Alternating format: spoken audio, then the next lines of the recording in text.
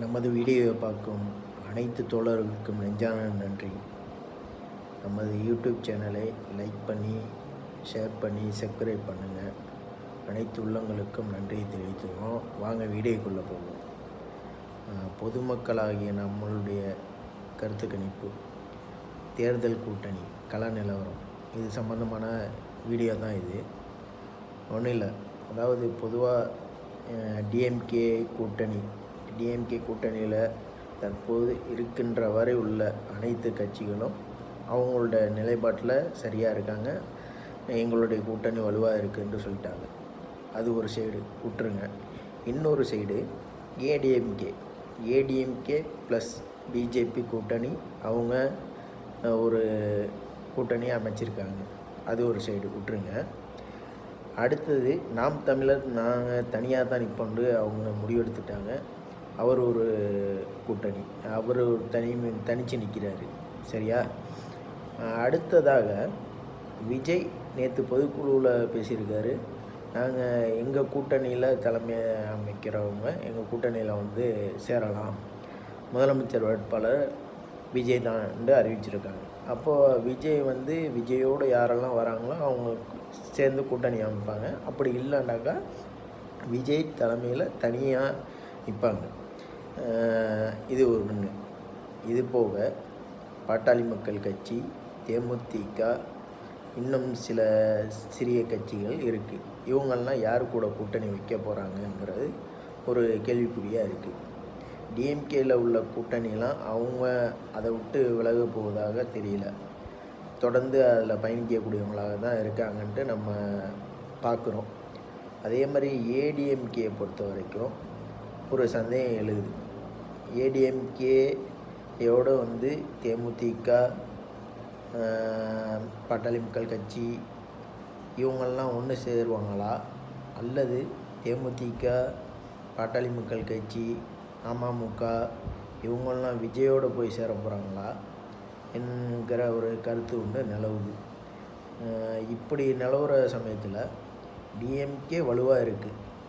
இதே கூட்டணி வந்தால் டிஎம்கே வெற்றி பெறுறதுல யாருக்குமே மாற்று கருத்து கிடையாது. அதே சமயம் ஏடிஎம்கேயோட அமமுக, தேமுதிக, பாட்டாளி மக்கள் கட்சி இவங்கெல்லாம் ஒன்று சேர்ந்தாக்கா எதிர்க்கட்சியாக ஏடிஎம்கே வர்றதுக்கு வாய்ப்பு இருக்குது. அல்லது டிவிகே, தேமுதிக, பாட்டாளி மக்கள் கட்சி, அமமுக இவங்க ஒன்று சேர்ந்தாக்கா டிவிகே எதிர்க்கட்சியாக வர்றதுக்கு வாய்ப்பு இருக்குது.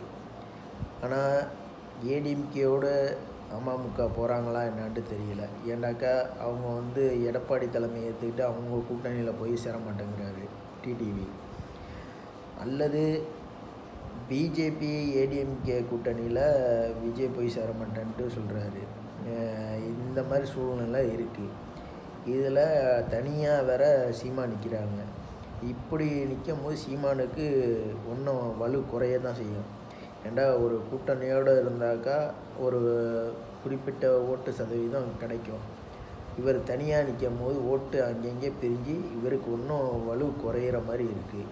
நம்முடைய கருத்து கணிப்பு இது. பொதுமக்களாக ஒருத்தவங்களை சிந்திக்கிற கருத்து இது. மீடியாக்கள் கருத்தோ அல்லது அரசியல்வாதி கருத்தோ இல்லை. ஒரு பொதுமக்களுடைய கருத்து என்னவாக இருக்கும்னாக்கா இந்த மாதிரி தான் இருக்கும். டிஎம்கே அலைன்ஸ் அது வலுவாக இருக்குது, ஏடிஎம்கே அலைன்ஸு வலு இல்லாமல் இருக்குது. அப்போது டிவிக்கே புதுசாக கட்சி ஆரம்பிச்சிருக்காங்க. அவங்களுக்கு பெண்களுடைய ஓட்டு, இளைஞர் ஓட்டு இருக்குதுன்னு சொல்கிறாங்க. அது எந்த அளவுக்கு ஊர்ஜிதப்படுத்தப்பட்டதுன்னு தெரியல. இந்த 2026 தேர்தலில் தான் டிவிக்கேயோட ஓட்டு சதவீதமே தெரியும். இப்படி இருக்கிற சூழ்நிலையில் தேமுதிகவாகட்டும் அல்லது பாட்டாளி மக்கள் கட்சியாகட்டும் இல்லை அமமுகவாகட்டும் இவங்கெல்லாம் டிவிக்கே தலைமையை ஏற்று அவங்க பின்னாடி போவாங்களாங்கிற ஒரு சந்தேகமும் இருக்குது. அதே சமயத்தில் ஏடிஎம்கே பிஜேபி கூட்டணியில் இவங்கெல்லாம் போய் சேருவாங்களாங்களும் ஒரு சந்தேகம் இருக்குது.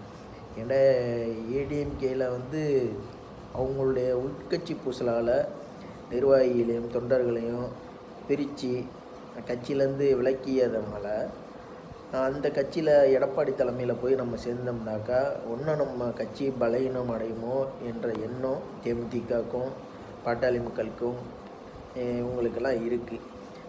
ஆகையால் இந்த மாதிரி சூழ்நிலை அமைஞ்சிருக்கு. இப்படி பிரிஞ்சு கிடந்தால் டிஎம்கே தான் மீண்டும் ஆட்சி அமைக்கும், அதில் எந்த சந்தேகமும் இல்லை.